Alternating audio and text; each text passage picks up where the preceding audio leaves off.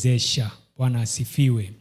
Nataka tuingie moja kwa moja katika neno, sababu baada ya neno kuna matangazo machache ambayo nitawapea kuhusiana na mwelekeo mpya wa ibada zijazo, lakini tuingie katika neno kwanza. Tufungue katika Zaburi 90 mstari wa 12, Psalms 90 verse 12. Musa ndiye alitamka haya maneno, akasema, basi utujulishe kuzihesabu siku zetu, tujipatie moyo wa hekima. Nitarudia, utujulishe kuzihesabu siku zetu, tujipatie moyo wa hekima. Nataka nizungumze mchana huu wa leo kuhusu kuenenda katika majira yetu.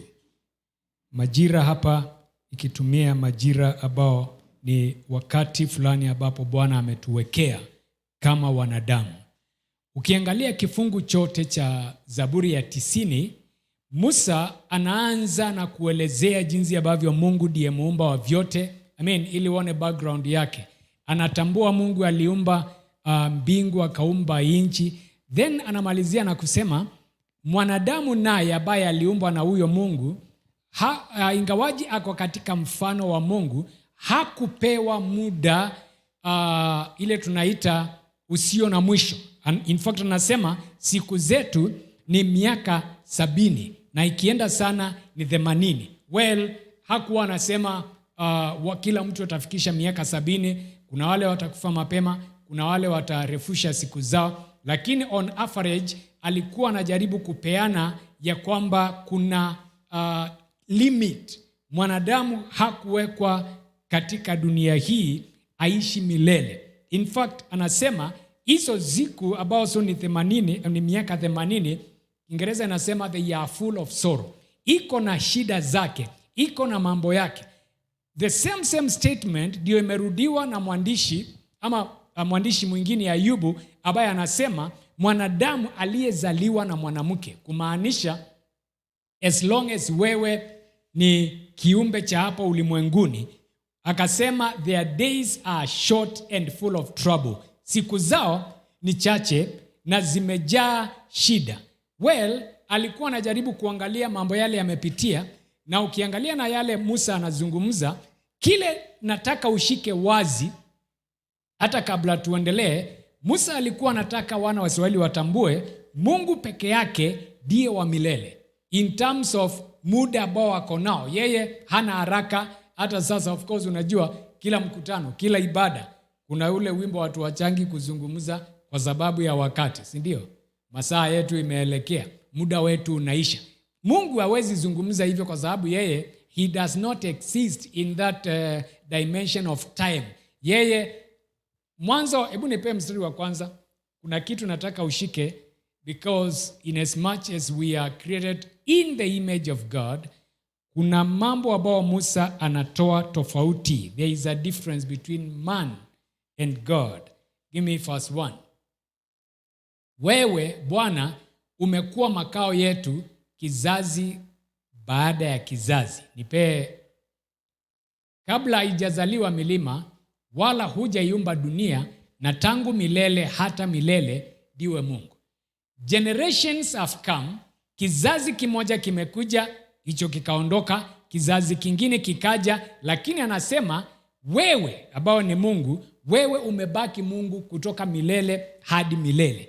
The contrast ni hii, mwanadamu na yeye, hicho kizazi ambacho kimetajwa, amewekwa katika ulimwengu huu, siku zake ni chache, na kizazi kimoja kikikosa kutambua kusudi lake, kizazi kinachofuata kitalipia gharama kubwa.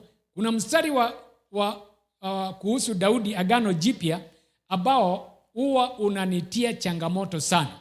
Inasema after David served God in his own generation. Baada ya Daudi kumtumikia Mungu katika kizazi chake, yeye alipumzika. Daudi hakuishi milele, lakini miaka ile aliishi, alifanya jambo. Allow me to give you this, ili uone hiyo picha.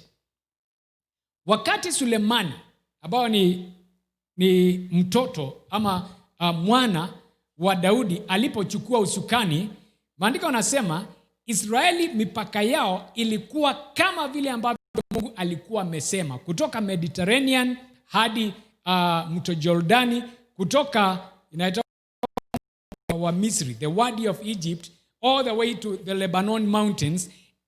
Territory ya Israeli ilikuwa kubwa sana, na Daudi akapumzika. Sulemani alipochukua, mambo yake na sifa yake ilienea haraka, kwa sababu hakuanza kutekeleza kazi ya kizazi kilichopita. In fact, tunajua hiyo hadithi vizuri. Hata hekalu ambao imeitanishwa na Sulemani, Solomon's Temple, hakuna kitu Sulemani alifanya. Alikuta plan imechorwa na baba yake, mali yote imeletwa. In fact, maandiko yanasema Daudi akaajiri watu na wengine wakawekwa kwa conscripted labor kuchonga mawe. So Sulemani alikuta plan ya mjengo, alikuta material ya mjengo, mawe zikiwa zimechongwa. In fact, maandiko yanasema kabla Daudi yake aliita yule mfalme wa Taya, akamwambia niletee mbao na unipee mafundi. Wacha tu niseme unipee contractor, nitamulipa. So Sulemani alikuwa tu ni kusimamia. So who would not succeed with such a setup?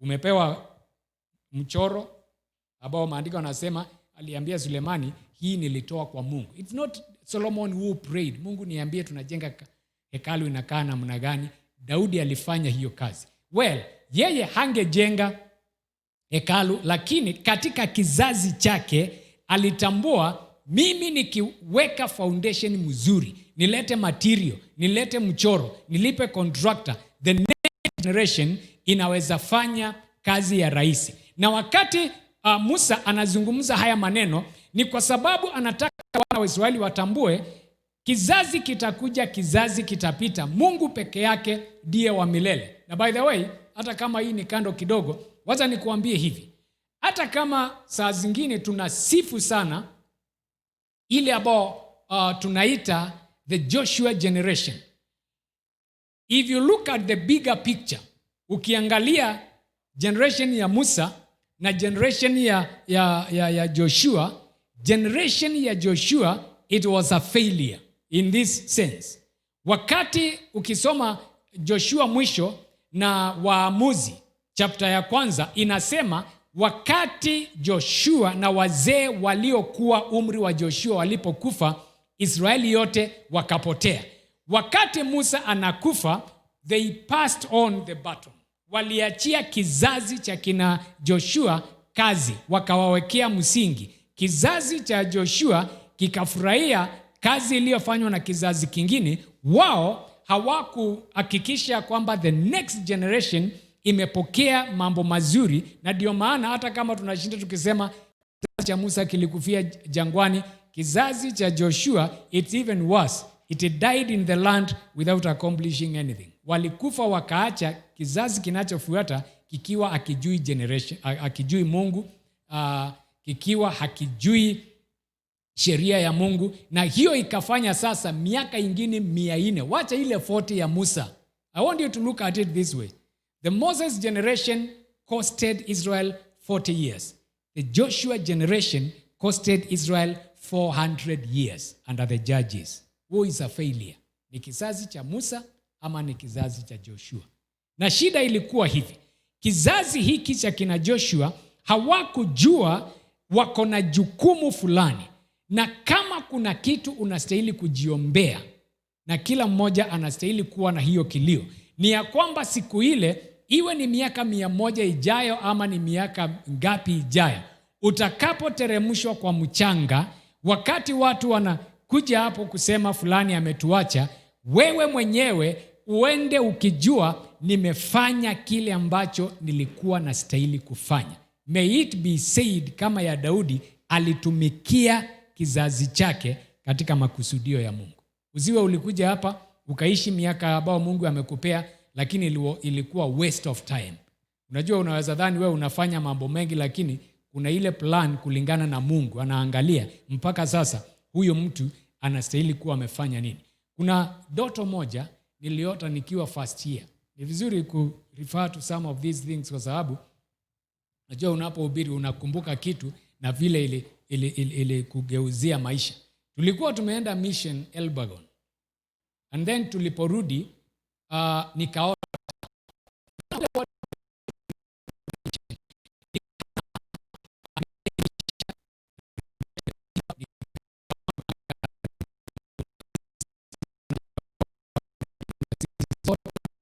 tumesimama mbele ya Mungu. Sasa tunapewa, tunalipwa. Unajua vipi? Vitavalishwa taji hizo nyimbo zote. So we were there. So one of my roommates, for whatever reason, unajua hizi ni wanadamu. Unajua vile unaona huyo ndugu kulingana na mimi, hakuangi serious.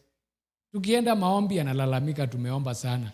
Tukienda hiyo mission anasema turudi Saturday badala ya Sunday. Ni wale watu kila siku Anyway, nikaona sasa tukaanza na yeye. Akaambiwa ndugu Joseph, hiyo ndio nyumba yako.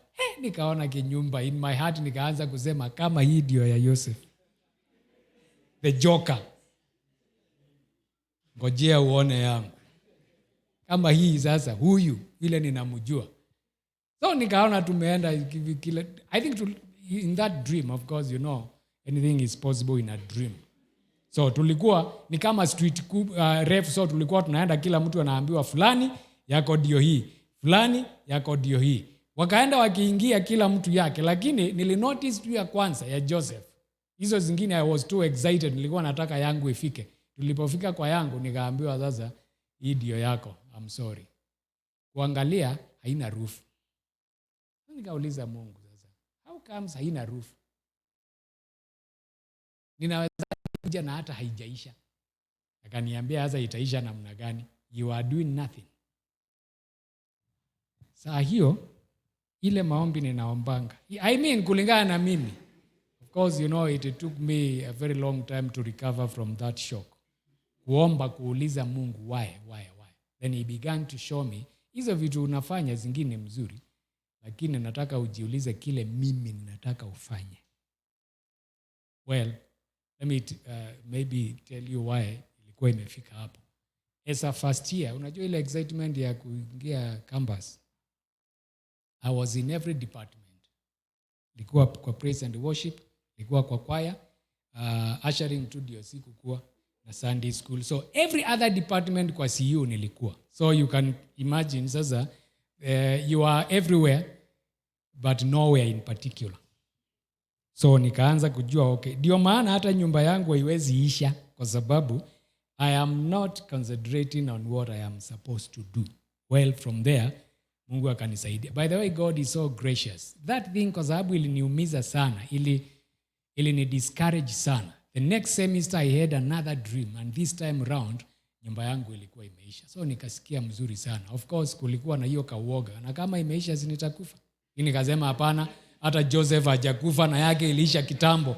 So anyway, I encouraged myself. But what I realized from that day, unaweza dhania wewe, nikirifaa hiyo ya Daudi, you are serving the purposes of God in your generation. Kumbe kulingana na Mungu, whatever you are doing is not his purposes.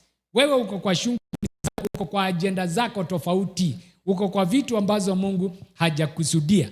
Wakati Musa anasema, Bwana tusaidie kuzihesabu siku zetu, ni kwa sababu bila kujua time frame ambao Mungu amekuwekea, itakuwa vigumu kutimiza mambo yale yote ambao Mungu anataka ufanye. Nipee Yohana 9, nataka kushikanisha haya mambo ili uone Yesu mwenyewe kile kilimsaidia. Yohana 9:4. John 9:4. Yesu alikuwa ameletewa kesi ya mtu ambaye amezaliwa blind. Yesu akaulizwa ni dhambi ya nani? Akasema sasa mambo ya dhambi ya nani wachaneni nayo. The issue is huyo mtu anastahili kupona. Alafu akasema haya maneno, imetupasa kuzifanya kazi zake yeye aliyenipeleka ama aliyenituma maadamu ni mchana. Usiku waja asipoweza mtu kufanya kazi. In that one statement, Yesu anatoa mkakati ambao yeye mwenyewe anautumia, ya kwamba ninajua mimi nimekuja ulimwenguni na sina milele yote, niko na hii ambao wanaita mchana, na stahili kufanya kazi yake mchana huu ambao wametaja hapa, si jua kutoka hapa jua kupotelea pale, it's a season. Anasema msimu huu mchana wangu, hapo ndipo nastahili kufanya kazi, kwa sababu kuna msimu mwingine wa maisha yangu ambao utakuwa usiku, ambao siwezi fanya kazi yoyote. Na akaanza kuwaeleza, ndio maana ninafanya, huyu mtu lazima nimponye leo, kuna siku sitaweza kumponya. Ni vizuri uelewe hivi, Mungu alipoweka mwanadamu ulimwenguni, hata katika shamba la Edeni, maandiko yanasema ndiye aliumba jua na mwezi ili zitawale misimu, seasons. Na misimu ni mambo ambayo yameumbwa na Mungu. By the way, I don't know if you can understand this. Concept ya seasons ni mojawapo ya vitu ambao ukielewa vizuri, katika ukiishika hiyo concept yake katika ulimwengu wa roho, utaanza kuelewa hata sasa ile mwanadamu tunaita sayansi. I don't know whether you have ever looked at the whole idea of seasons. Ujiulize, Mungu alikuwa anafikiria nini akiweka haya mambo yote? Wale ambao wameangalia documentaries za seasons and the planets and things like that, ama wale ambao wanakumbuka, I think in 2016 wakati kulikuwa na is it total solar eclipse, at least hapa in this part of Africa. Unakumbuka it lasted for 15 minutes. Allow me to just refresh your memory. Na kama ulikuwa keen, ulisikia baridi hujawahi sikia. Na ilikuwa tu saa 10 mchana.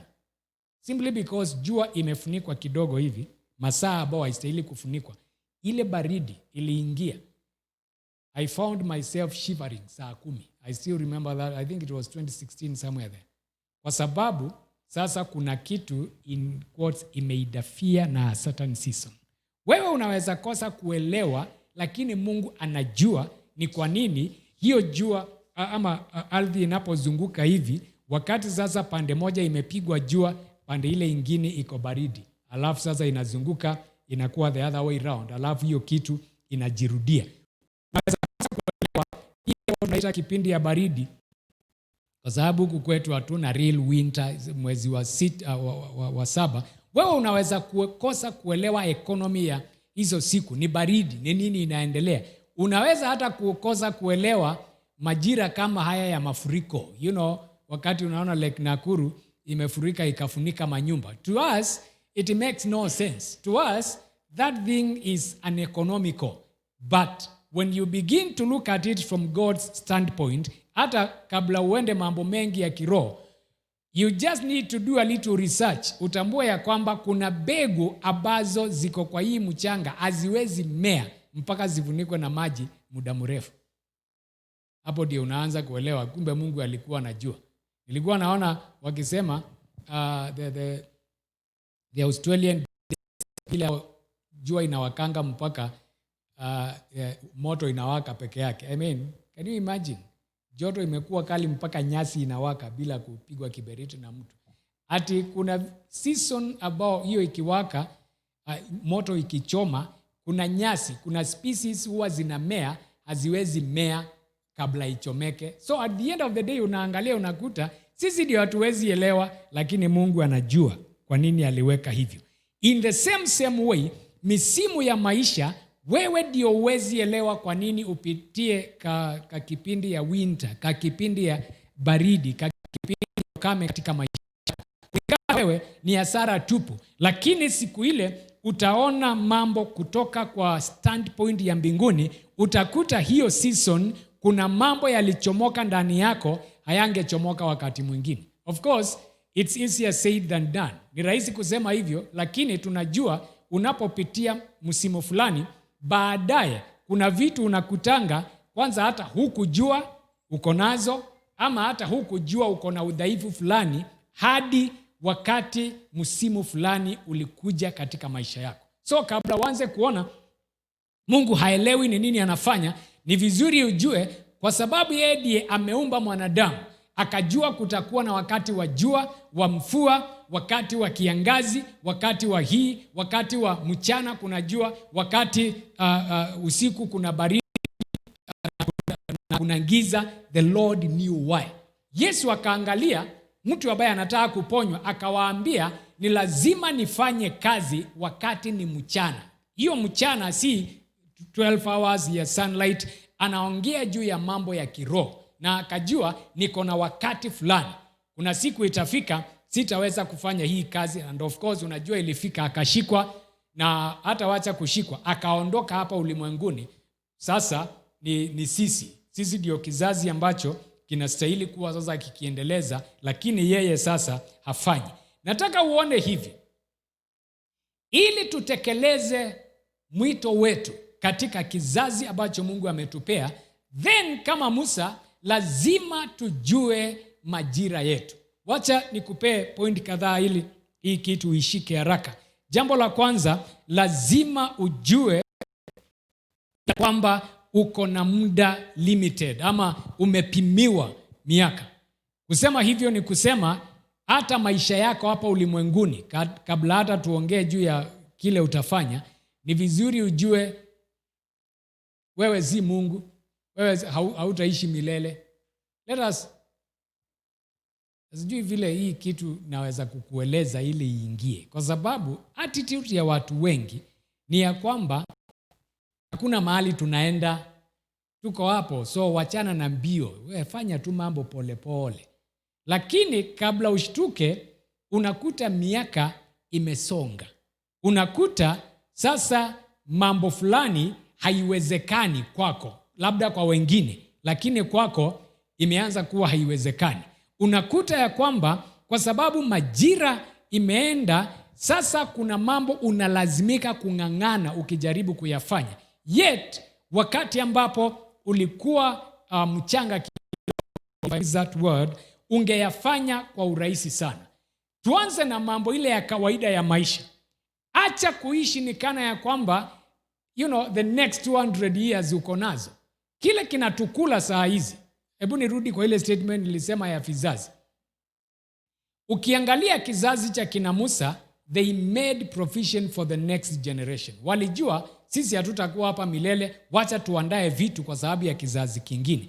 Kile kinatukula saa hizi ni kwa sababu kuna vizazi zimepita, they did not do what they were supposed to do. Waliona ni kana ya kwamba muda wako nao mwingi. Wale ambao wanadeal na mambo ya msitu, unajua miti mingine kama cedar, it takes very many years. You cannot, huwezi panda cedar na uikulie in your lifetime. So kama utafurahia furniture yoyote ya cedar, ni kumaanisha there is a generation that realized we do not have all the time, wakapanda ili wewe ukakuja kuiharvest. Lakini sasa sisi we are not, a generation to come watakuta hakuna kitu ambacho tuliwafanyia. Why? Tulikuwa, of course the argument is tutapanda kesho, tutafanya ile tunaita procrastination. Kila kitu unaona nitafanya kesho, nitaanza kesho, mwaka ujao ndio nitaanza mambo hii, mwaka mwingine tutayaanza. Kuna ule wimbo tunajua wa hii taifa wa serikali saidia. Unajua vile unaanzanga, mtu amefanya kazi miaka 20, miaka wengine hata 50 years kwa serikali. Siku ile anafukuzwa nyumba ya serikali, anaanza kutaka kudemonstrate akisema sina mahali pa kuenda. Na unaona Wakenya katika ujinga wetu ati tunataka kuungana na yeye. That is foolishness. Unajaribu kusema huyu mtu anastahili kuishi kwa hiyo nyumba, lakini si kuna kizazi kingine kimekuja mwenye ako hiyo ofisi ndio anastahili kuingia hii nyumba. Huyu ambaye anajaribu kutuambia serikali saidia, tunastahili kuwa tunamuuliza miaka hiyo yote umesema 50, ulikuwa unafanya nini? Ulikuwa unangojea nini? Lakini unajua kuna vile hata saa hizi nikiendelea kuongelesha, kuna vile unasema hiyo mambo sio leo, ni kesho tu, si ndio? Mambo ya kusave sasa, I'm too young. Sasa ni kule kwanza, nikikaribia 40 ndio nitaanza kusave. No. If you realize you do not have forever, uko na wakati umepimwa, my friend, utajua kujipanga ni nini kabisa. Na Yesu alipokuwa anasema tufanye kazi siku ile mchana, alikuwa anajua yeye mwenyewe ako na miaka imepimwa, then ataondoka. Kwa sababu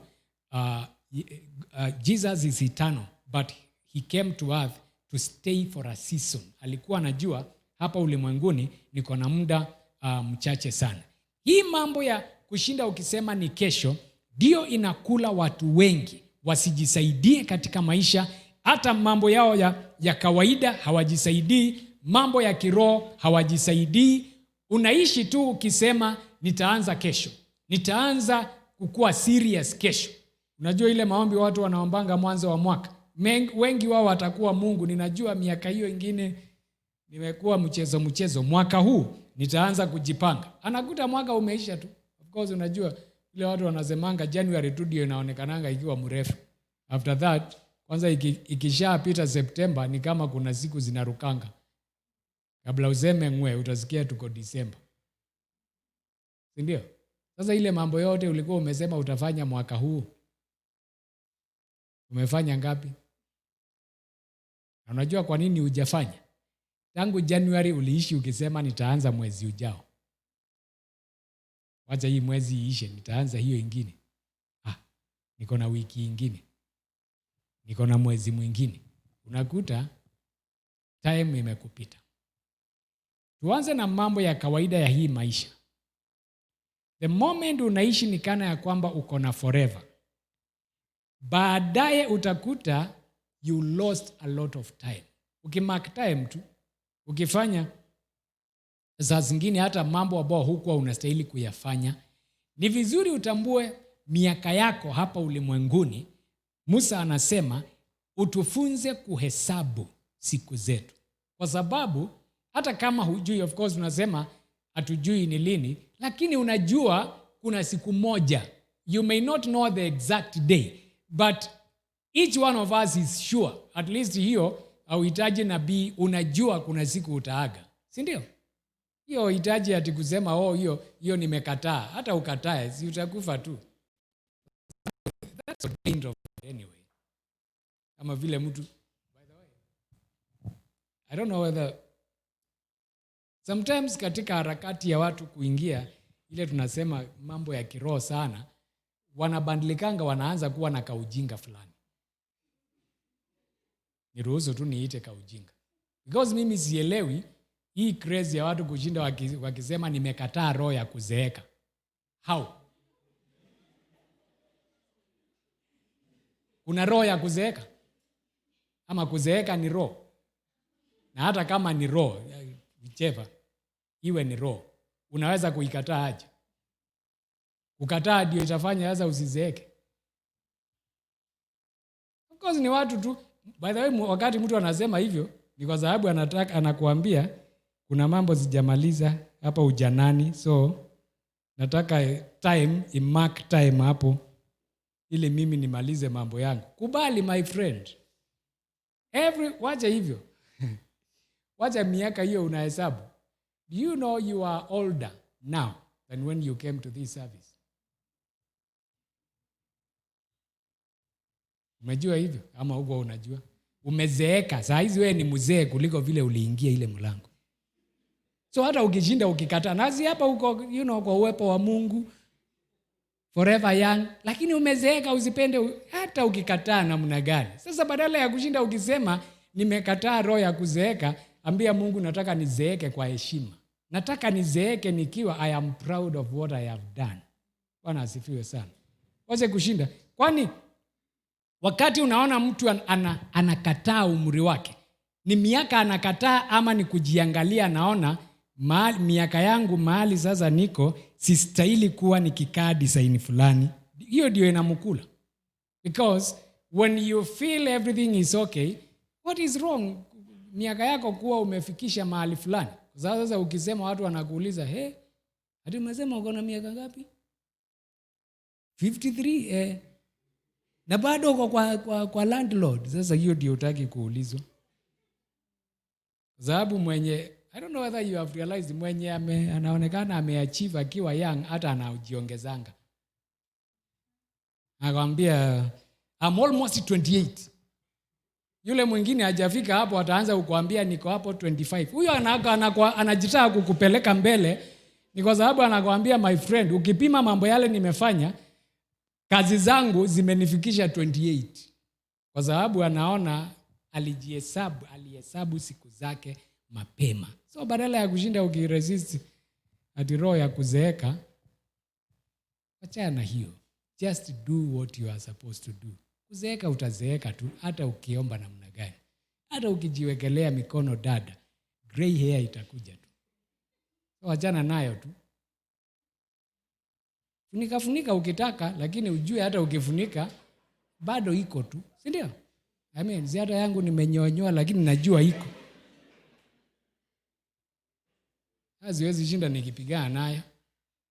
Ninajua iko. Na haijakuja kwa ubaya, imekuja kwa sababu ni wakati umekuja. So at the end of the day, anza kuhesabu, you do not have forever. Kama umeajiriwa, ujue hautakuwa hapo milele. Acha kukaa hapo ukifikiria ati hiyo kampuni ni yako. Kuna siku hata wewe mwenyewe utashindwa kuenda hapo. Wacha ile ya kusema nilifukuzwa, hata wewe mwenyewe utaamuka hivi ukute kila mfupa ya mwili yako inasema no. Ukiamuka mgongo inasema no. Kila kitu inasema no. So badala ya ungojee siku hiyo waanze kusema sasa ndio tunataka kazi. I like one person in is it Malawi? Because they got a new president and there was a lot of excitement for some time. Then people realized nyani ni wale. Msitu ndio tofauti. Of course we know what happened. One of the guys ambao alipewa seat ya cabinet alidecline. And I liked that attitude. I wish sasa watu kama huyo, wachana na the president, watu kama huyo mwenye alikataa wangeletwa Kenya. Kwa sababu aliuliza mimi, I have already retired. Nimefikisha 55, nilifanyia serikali kazi nikaretire. Sasa mimi ninapewa kazi, nifanye nini ambao sikufanya? Hiyo position yangu mimi nimeikataa, ipewe kijana apate chance ya kufanya vile ambavyo nilifanya. Kenya si watu wanawekwa kwa ofisi. Unajua ile msemo tuko nayo, kazi kwa vijana, pesa kwa wazee. It is foolishness. Na kama uko hapa hata ukipewa hiyo kitu na hao watu waambie nimekataa. Nimekataa, mimi nilifanya kazi yangu, nimechoka, peeni vijana wafanye kazi. By the way, we need, kabla tuanze kulaumu hao wanasiasa, we need to change our minds. Kwani hao watu wanapewa kazi unadhani hawakuomba? Si ni wao wameenda wakasema tafadhali, ninalala njaa, munitafutie kazi. Sasa wazee wanahurumiana, wazee kwa wazee wanaona huyu mzee analala njaa, yenyewe analala njaa, atafutiwe kazi hata kama sasa haoni. Nakuta mtu ana struggle. We are making fun about another church somewhere. Mtu amekatalia position ya church mpaka haoni. Na hawezi ruhusu vijana waongoze, so sasa amepewa ibada. Sasa unajua macho vile inaenda ikipiga dimu. Anaanza kusema, haya matangazo yetu, tangazo la kwanza, na nini, akatoa miwani akaweka. Hapo ni kama hakuna light akasonga. Matangazo, ushirika iko kwa. Anaenda akitafuta light. Akaenda akajikuta nje ya kanisa.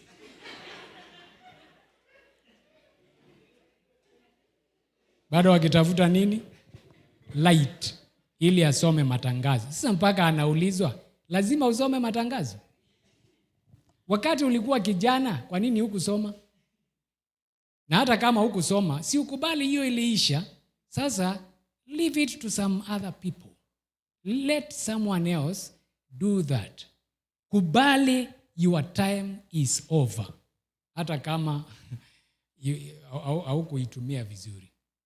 Wakati Musa anasema miaka yetu ni 70, ikiongezeka 80, the whole idea is, tambua uko na muda mchache hapa ulimwenguni kufanya mambo yale unastahili kufanya. Kuleta nafsi kwa ufalme, uko na muda mchache, zile Mungu amekuhesabia. Kutekeleza majukumu yako, hata ile ya kawaida, uko na muda mchache. The earlier you realize that, the better. Jambo la pili, kwa sababu sitaki kukuweka sana, ni lazima utumie huo muda vizuri. Umetambua niko na muda mchache, tumia huo muda vizuri. Shule inakuwa kitu inaitwa timetable.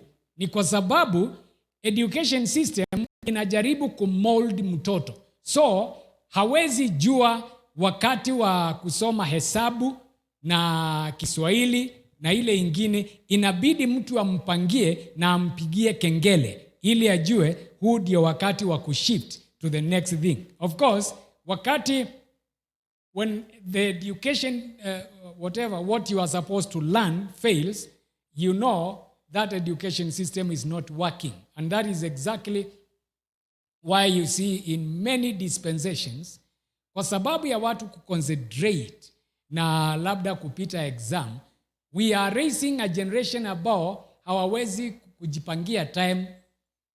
That timetable was supposed, forget about what you were learning during that period. Hiyo kupangwa hivyo, it was supposed to train you in your life. Lakini watu wangapi wanatoka hiyo high school, wanakuja campus, wanakuta hasa hakuna kengele, anakuta hawezi jipangia time yake. Unakuta mtu kabisa, why do you think there are riots every time exam ikikaribia? Let's be honest. Comrade Power, why do you think there are riots? Because there is someone somewhere who knows I am not ready for the exam. Sindio? Ask them where they have been since the beginning of the semester. Ataanza kupeleka hivi, sijapata time. Hakuna mtu akona masaa 28, sisi tuko na 24. Nikukuambia hakupanga wakati wake vizuri. Now, those are very small matters.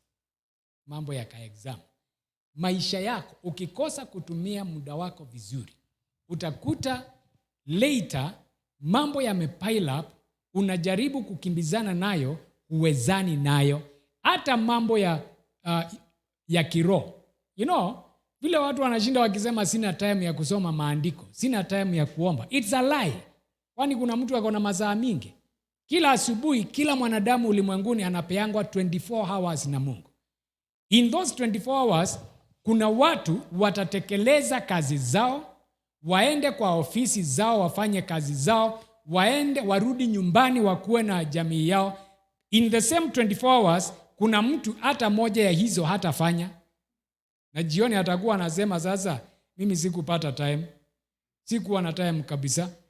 Jawahi sahau wakati moja, we had a house girl. Sasa saa 8 unaingia kwa nyumba, unakuta bedroom yake kitanda haijatandikwa. Unamuuliza hata kitanda, ananiuliza pastor, sasa ningepata time saa ngapi? Namuuliza, kwani kutoka asubuhi ulikuwa wapi? Hakuna hiyo time. Mpaka nikacheka. Nikamuuliza sasa, so kuna stahili kuwa na siku imetengwa ya kutandika kitanda? Because unajua sasa this is someone who is already alishindwa kujipanga. Kwa sababu hata hiyo ingine unamuuliza, so ulikuwa unafanya nini? Unakuta hata hiyo ingine haikufanyika. Chakula haijapikwa, mtoto hakuna kitu amefanya. So hiyo anakuambia sikuwa na time ya hii, umuulize ulikuwa na time ya nini? Hata hiyo ingine hakuwa na time yake. Because hiyo concept ya kujipanga muda wako, it is something each of us needs to learn. Bwana asifiwe. So mambo ya kwanza kusema hukuwa na time ya kusoma maandiko, no, you had time. Ni vile hukuipanga vizuri, you allocated more time to something else. Maybe hata kama hiyo ingine ilikuwa mzuri, kuna ile order, kuna ile priority. Nifanye hii kwanza ili niende kwa hii, na hii isikule masaa yote nikose masaa ya kitu kingine. At the end of the day, the reason why unaona kuna watu wanatekeleza mambo mengi sana ni kwa sababu ya kupanga muda wao vizuri. Nimekutana na watu ambao wanakuambia mambo ile wamefanya, mpaka unamuuliza, hiyo mambo yote umefanya, kwani unaamkanga saa ngapi? Anaanza kukuambia hata mimi nalalanga. Kama ndugu mwingine namjua, alinishangaza kuniambia, by the way, me am strict katika mambo ya kulala. I make sure I sleep for 8 hours a day. Nikamwambia, at least hiyo ya kulala hapo umeniweza. Lakini anakuambia sasa ni kwa sababu na yeye amejipanga vizuri. Anafanya hii by saa fulani switch off, amelala ili aamuke kesho masaa fulani. But many of us, hata umechelewa kuenda kazini, umechelewa kuenda ibada, ukiulizwa, you have no good reason. Anza kusema I woke up late. Why? Because you slept late. Why? Because there is something you are supposed to do you never did. That's why ulilala. Hata kingine you were not even supposed to watch. Wanasifiwe. Ati unaamuka late kwa sababu ulikuwa unaona mpira. Sasa you are not even a stakeholder in that team. Hata si Kenyan team, seriously. Lakini sasa unachelewa kazi, unaenda unazinzia hivi kwa sababu ulilala ukiona Man U ikifungwa 8-0. Sasa wewe hata there is nothing in that team for you.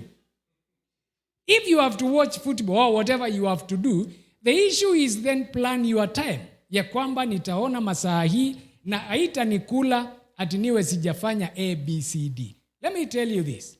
How you manage your time, because that is the number one resource that God gives you, free of charge, is reflected in how you manage the other things. Na hiyo ni kanuni moja, hata uende wapi, that will always be true. Vile una manage time, because that is the number one resource. One guy training us, mambo ya leadership, alituambia the greatest assets that God gives to any, sababu ilikuwa wahubiri. Akatuambia number 1, time, number 2, people. Unajua ziru, because you thought, as a pastor, nikipata pesa, ninunue plot, ninunue vyombo. Akatuambia no, the number 1 asset Mungu anakupea na anapeana equally ni time. Then after that, people. Akatuambia the first 2, the money will come. And I have found that to be true after many decades of active ministry. If you manage the time and you manage the people that God has given you, the money will avail itself. Lakini we do not manage. Ile masaa Mungu amekupea, you spend it unwisely. Kwani ni watu wangapi hata wanakosa kutekeleza their core business, iwe ni biashara ama ni kuenda kazini, kwa sababu alikuwa shughuli zingine ambazo hata sasa akiulizwa, hata kama ni shughuli mzuri, ungejipanga hiyo shughuli ikue wakati mwingine, lakini unakuta ameshindwa na kumanage. Ile story unaona inaanza kuleta hata incompetence in government. Ni hiyo idea kuenda ofisi kukuta mtu aliacha koti kwa kiti na akaenda masaa ya mwajiri wake. Mahali yako, whatever he is doing, it is still important, yes, lakini hakupanga time yake vizuri, akajua this is the time ya kuwa kwa ofisi na this is the time ya kuwa kwa mambo hii mengine. And I hope, and I will say this straight to your face, I hope wewe si mmoja wa wale watu wanashinda wakigombanishwa kazini kwa sababu ya kusoma Biblia wakati wanastahili kuwa wakifanya kazi. That is not spirituality, that is foolishness in capital letters. Because only a fool does not know how to manage your time. Umelipwa ama unalipwa na mwajiri wako kufanya kazi. Haulipwi kusoma Biblia na haulipwi kuomba. Ombea kwako, somea Biblia kwako. Ukienda kazini, fanya kazi. Bwana asifiwe. Sasa unakutanga wa Kristo hata mpaka many people fear employing Christians. Anasema hawa hakuna kitu watafanya. Utakuta hakuna kitu amefanya the whole morning, ameshinda tu hapo. Bwana asifiwe. Bwana asifiwe. Jana kulikuwa kuzuri ibada. Au kuenda hapo kufanya hizo shughuli zingine, enda hapo kufanya kazi ile ilikupeleka hapo. Usisome Biblia soma Biblia wakati ule ulijipangia. Hii ndio masaa ile ninasomanga Biblia. You may think you are looking very spiritual, lakini sasa the real spiritual people, unakumbuka Paul akisema we are the spiritual people, we can judge. Unaona sasa huyu, this is someone who is wasting time. Kwa sababu sasa anasoma maandiko wakati anastahili kuwa akifanya kazi. Nikukuambia saa zile alikuwa anastahili kuwa anasoma hiyo Biblia, alikuwa anafanya chenye hakuwa anastahili kufanya. So ni confusion anatuletea. Ni vizuri ujue masaa yako na season zako ni kujipanga. Ni upange huo muda vizuri. Mungu amenipea masaa haya. Mungu amenipea miaka hii. Mungu amenipea season fulani. Wakati huu nastahili kuwa nikifanya nini? Nimeidentify. Ili ninajipanga vizuri. Hauna, kama vile tumeanza na kusema, hauna milele kutekeleza kazi yako, ni kujipanga. Iwe ni mambo yako ya maisha, nipange muda wangu vizuri. Huu ndio muda nitatumia katika kusoma. Huu ndio muda nitatumia katika kufanya kazi. Huu ndio muda nitatumia kufanya jambo lingine. And in the same way, hata resources. Wacha kuwa sasa unataka resources zenye Mungu amekupea. Sasa zinaitwa rasilimali, hata pesa, una dump kwa jambo moja peke yake. Unastahili kuwa umejua, ninajipanga. Kuna hii ya kitu fulani, hii ya kitu fulani, hii ni ya nguo, hii si ya kununua fancy things, hii ilikuwa ya kazi fulani. Those who remember what the late Kiriungi taught, zile tunaitanga the Kiriungi principles. Kitu kimoja ambacho alitaja ambao kwangu ilikuwa mind changing ni hiyo ya kusema ya kwamba in good stewardship you do not divert resources. I've never forgotten that statement. Kama pesa ilikuwa ya hii, inaenda hapo. Hiyo ingine pangia. Na akatoa mifano, very simple examples, and I began to look at my life. Nikakuta, by the way, si ati pesa sina, lakini hiyo kumix ndio mingi. Pesa ile ilikuwa ya hii, ninachukua nasema wacha nifanye hii. At the end of the day nakuta I end up nakuta hiyo mambo haingii vizuri. The budget ni kama haiendi vizuri yet, ni kwa sababu sikuwa najua nikipangia hii ni ya hii, haiendi kitu kingine. Time the same. Wacha kuwa wakati ule ulikuwa, and that's why, na hii nitaongeza about sikusema first service. Number 3, get as far away as possible from people who waste your time. Kaa mbali na watu wa kukuharibia muda. And this is the reason. Sasa wewe umejipanga, umejua sina muda. Mtu mwingine confusion zake, carelessness yake, yeye hataki kujipanga, anataka sasa kuja kukulia muda wako, kukuharibia muda wako na mambo yake. Ama hata sasa they end up now wasting your own time, na unakuta mwisho wa siku ama mwisho wa msimu umekosa kutekeleza mambo fulani kwa sababu ulipea the wrong people your time.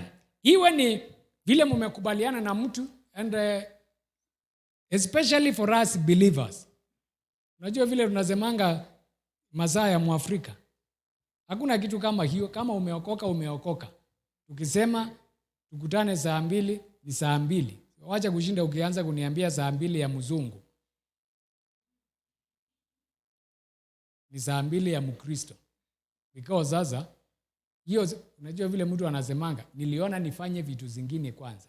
So wewe unifunge nikose kufanya vitu zingine, na mimi niliona nifanye ile tulisema, alafu nifanye vitu zingine later. Unaona hasa vile wewe ndio unataka kuinvert mambo yangu. Wewe umefanya zako, sasa mimi ndio ile tulikuwa tufanye sitafanya, hizo zingine nilikuwa niende kufanya sitafanya because of you. And at the end of the day unakuta hasa mtu ameoccupy, whether it is wale watu wakuja tu kutaka kupiga ya kichwa, haina miguu, haina mkia, unamwambia please, niko na kitu nilikuwa nataka kufanya. Wacha aseme unajiringa, kwa sababu atasema, kwa sababu anafikiria wewe ni kama yeye. Hakuna kitu ulikuwa ufanye. Kama hujaona hata, wacha hata mbali, hujaona hata wamama watakuwa kwa mwingine saa 12 asubuhi. Nimesikia nimekumiss, nikasema wacha nikupate kabla utoke, kwa sababu najua wewe ni wa shughuli mingi. Sasa unakaa chini, umenipata ulikuwa unatakaje? Hata si mambo mengi, ilikuwa salamu tu. You are like seriously, salamu tu So si umenisalimia, sasa hiyo ishe. Hata kufunga hapo masaa akiwa amekuoccupy hapo. Ama unajua wale watu wa kuseek sympathy, kutaka tu kuoccupy muda wako mrefu, akiomba mawaidha na ukimpea hataki. Sasa unamwambia sasa ikifika hapo nimekusaidia vile nilikuwa naweza, sasa tafadhali I need to do something else. Badala ya ushinde hapo. Lakini unajua hii kitu imeniumiza miaka mingi. Na umenieleza na nimekuambia solution ni hii. Hutaki? I do not have another solution. Nishinde nikirudia tu vile nimekuambia. Bwana asifiwe. So ukiona hata umekuja kwa ofisi nimekufukuza, usiulize kwa nini. Kwa sababu anyway, don't allow other people. Ukiona huyo mtu anataka kuniwestia time, wewe kaa mbali na yeye. And that includes, ladies, are you listening to this? That includes brothers who seem like they are not going anywhere. Shinda amekuweka parking. Asongi mbele, harudi nyuma, hakuchukui, hakuachili. Kuna kitu niliona the other day, wa Kenya ni wale. Niliona mtu ameweka kapicha, ring ikiwa kwa kidole. Sasa caption inasema, so this guy engaged me in 2015. Kidole iko karibu kukatika and he is still thinking about it. Sasa of course the story is, sasa alikuja akamweka ka engagement ring, miaka imesonga, karing akakui, kidole imefinywa, iko karibu kukatika, the lady is still there waiting. So anauliza sasa, sijui nikate kidole ama nifanye nini? This is someone who is wasting your time. Mtu anashinda hapo ikwambia I'm not sure if we are together or not. Then wacha asonge. Jipee shughuli. Wacha kumuonyesha nikana ya kwamba you have all the time. Yeye akuwestie. Mtu anataka kukupiga set. Nataka kupiga set. Wewe ujiharibie siku yako mzima akikuzungusha tu.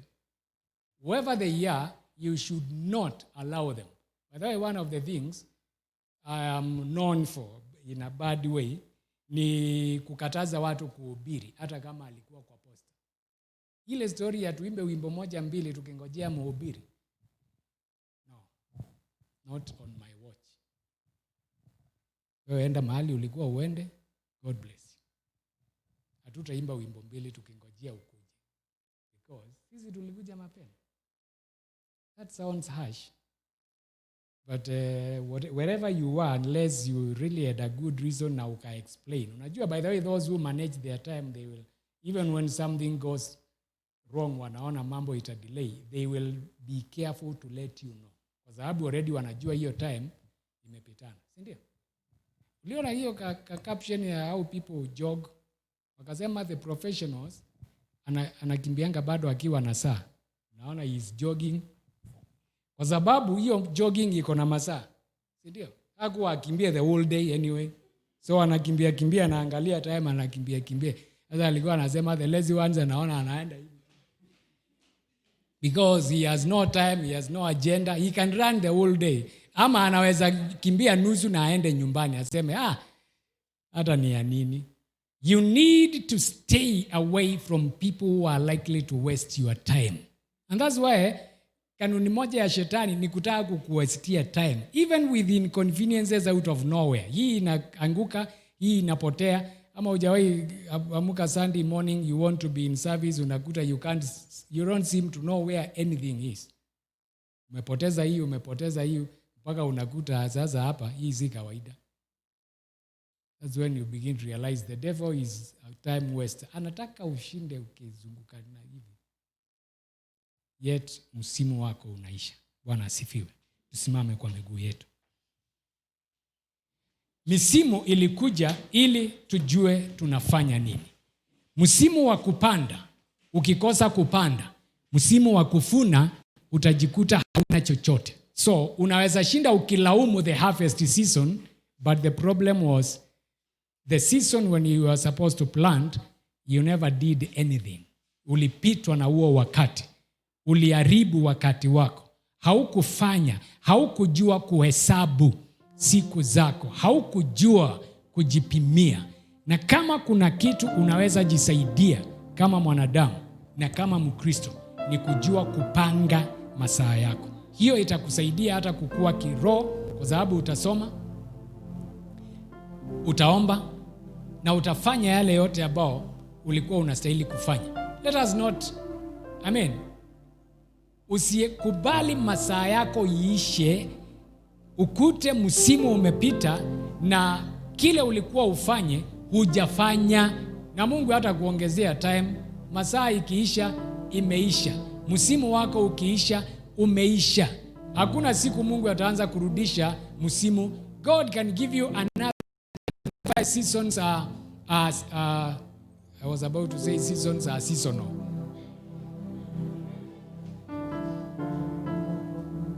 What other word can I use there?